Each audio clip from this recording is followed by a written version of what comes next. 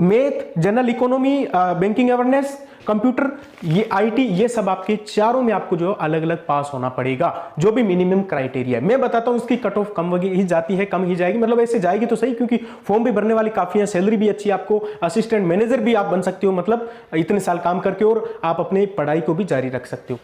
नमस्कार, मेरा नाम राकेश कुमार, आप सभी का स्वागत है कुमार राकेश प्ले पे। उससे बात करने वाले हैं आईडीबीआई बैंक की तरफ से आपके एग्जीक्यूटिव की वैकेंसी निकल के आ रही है, 1036 पोस्ट, यानी कि काफी अच्छी पोस्ट है। सबसे पहले मैं आपको ये बता दूं कि हम लोग बात करने वाले हैं selection process, syllabus, salary, job profile, जितने भी डाउट्स हैं ये हमारे लिए ठीक रहने वाली नहीं रहने वाली, पहले मैं आपको बता दूं, आपको फॉर्म भरना चाहिए। काफी अच्छी वैकेंसी है, काफी अच्छी इसकी सैलरी है, और बाद में आपको जो आपको पता है ये आपके ऑन कॉन्ट्रैक्ट रहने वाली है, इसके बाद में आपको फिक्स भी किया जाएगा, किस प्रकार से ये भी हम बात करने वाले हैं, ठीक है। अब जॉब प्रोफाइल का काफी को डाउट होगा, मैं पहले बता देता हूं, आपको असिस्टेंट मैनेजर के मतलब हेल्पर के रूप में आपको काम करना है, यानी कि क्लरिकल वर्क भी हो सकता है, ठीक है, इंश्योरेंस टाइप का वर्क हो सकता है, relationship officer, public relationship officer के रूप में आपको काम करना पड़ सकता है, ठीक है। मतलब काफी अच्छी जॉब है, इसके साथ में आप प्रिपरेशन भी कर सकते हो। चलिए अब मेन बात पे आते हैं। कुल मिला के बात यह है कि ये स्थायी है या नहीं, क्या हम स्थायी हो सकते हैं, किस प्रकार से हो सकते हैं, ये भी हम बात करेंगे।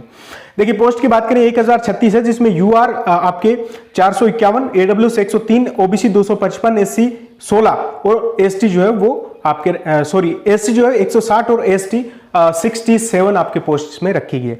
अब एप्लीकेशन फॉर्म स्टार्ट की बात करें तो आपके 24/5/2023 से फॉर्म जो है वो स्टार्ट हो चुके हैं, और फॉर्म चलने वाले आपके 7/6/2023 तक। चलिए अब हम बात करें आपके सीबीटी, आपके एग्जाम डेट भी दे दी गई है। आपकी एग्जाम डेट जो है वो रहने वाली है 2/7/2023 को, बहुत कम टाइम मिल रहा है। इसमें आपकी रणनीति क्या होनी चाहिए ये भी मैं आपसे बात करने वाला हूं। चलिए बात करें फी की, आपके जनरल, ओबीसी, ईडब्ल्यूएस के लिए 1000 रुपए लगने वाले हैं, और एससी एसटी के लिए 200 रुपए, मात्र 200, और जनरल, ओबीसी, ईडब्ल्यूएस के लिए काफी हाई मतलब फीस रखी गई है, तो मतलब इतना डिफरेंस भी नहीं होना चाहिए, और फी जो है वो कम रखनी चाहिए। मतलब एससी एसटी के आप 200 रखो, लेकिन उसकी भी कम रखो, ठीक है, इतनी ज्यादा नहीं। अब देखिए अगर हम बात करें एज की, तो एज 20 से 25 साल, जिसमें आपको एक्स्ट्रा एज रिलैक्सेशन मिलेगा, आप अपने स्क्रीन पे देख सकते हो। चलो दोस्तों, योग्यता की बात करें, आपने कहीं से भी कोई भी ग्रेजुएशन की हो, चाहे बीए, बीएससी, जो भी 3 साल का आपने जो डिग्री कर रखी है, आप फॉर्म अप्लाई कर सकते हो। अब आपकी जो है एज और जो क्वालिफिकेशन है वो कंप्लीट होना चाहिए 2 मई तक, 2 मई 2023 तक आपकी एज और क्वालिफिकेशन कंप्लीट होनी चाहिए। चलिए सैलरी की बात करें तो आपको पता है ऑन कॉन्ट्रैक्ट है, उसके बाद में आपको फिक्स किया जाएगा। वो आईडीबीआई का जो सिलेक्शन प्रोसेस है, आपको असिस्टेंट मैनेजर बनाया जाएगा, और मैनेजर कब बनाया जाएगा ये मैं आपको क्लियर कर देता हूं। अगर आपका वहां पे काम करते हुए अच्छे से आपका जो है वो वर्क रहा है 3 सालों तक, ठीक है, वो भी परखेंगे, आपसे कोई गलती नहीं हुई या फिर बड़ी गलती नहीं हुई, आपने बहुत ही शानदार तरीके से काम किया, तो फिर आपको जो है वो फाइनली उनके आईडीबीआई सिलेक्शन प्रोसेस के माध्यम से आपको असिस्टेंट मैनेजर बनाया जा सकता है। तो इससे ज्यादा आपको क्या चाहिए, ठीक है दोस्तों। चलिए अब हम बात कर लेते हैं सिलेक्शन प्रोसेस, सैलरी की बात करते हैं। तो आपके फर्स्ट साल होगा आपको लगे हुए, उसमें आपको 29,000 पर मंथ, ठीक है, सेकेंड ईयर में 31,000 पर मंथ, और थर्ड साल 34,000 पर मंथ। ये आपके बैंक पीओ नहीं होते क्या, लगभग उसी के समान है, आपको सिर्फ एक एग्जाम है, आपको फाइनली सिलेक्शन कर लिया जाएगा, और जो मेरिट बनेगी वो आपके रिटन टेस्ट के आधार पर ही बनेगी, क्योंकि बाकी इसमें कोई सिलेक्शन प्रोसेस है नहीं, ठीक है दोस्तों। कुल मिला के आपको 3 सालों तक काम बढ़िया करना है, आपको असिस्टेंट मैनेजर बनाया जाएगा डायरेक्ट, ठीक है दोस्तों। चलिए अब हम बात कर लेते हैं आपके ओटी यानी ऑनलाइन टेस्ट के बारे में। ऑनलाइन टेस्ट आपका रिटन होगा, तो इसका सिलेबस देखिए, रीजनिंग, डाटा एनालिसिस और आपके डाटा इंटरप्रिटेशन आपके रहने वाला है। लगभग नहीं 60 क्वेश्चन आएंगे, 60 मार्क्स के, नोट करते जाना, ठीक है। उसके बाद में आप इंग्लिश या हिंदी में से एक चूज कर सकते हो, उसके 40 क्वेश्चन 40 मार्क्स के।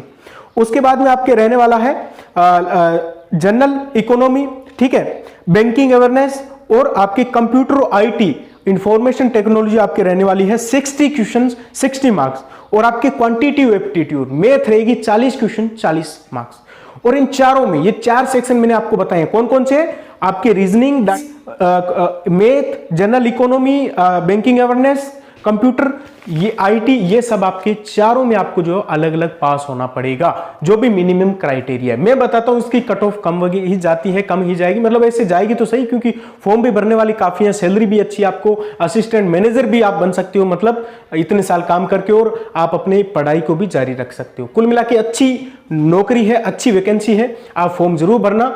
आपको मैं यही बताने वाला था कि इनमें चारों में आपको जो है वो पास होना है, चारों को ही क्लियर करना है आपको, ठीक है। अब आपको टाइम कितना मिल रहा है आप देख लीजिए।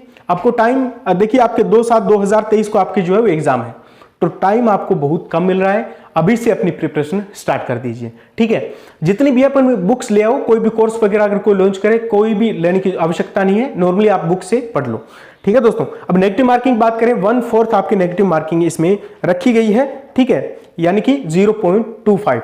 उसके बाद में अगर हम बात करें कंप्लीट, अगर हम बात करें टाइम कितना मिलेगा एग्जाम के लिए, तो आपको 2 आवर 2 घंटे इसमें जो है मिलने वाले हैं। अब 3 साल के बाद में जो है इसका होता है सिलेक्शन प्रोसेस, ठीक है। आईडीबीआई सिलेक्शन प्रोसेस के माध्यम से आपको जो है असिस्टेंट मैनेजर बनाया जाएगा। सभी को नहीं बनाया जाएगा, ये मैं क्लियर कर देता हूं, ठीक है। बनाए उन्हीं को जाएगा जिनका जो पास्ट उन्होंने जो काम किया है, जितनी भी चीजें हैं उन सभी को देख के आगे जो है वो इनका ये मान के चलो प्रमोशन हो जाएगा, या फिर इनका सिलेक्शन असिस्टेंट मैनेजर के पद पे किया जाएगा। ये स्पष्ट नोटिफिकेशन में लिखा गया है।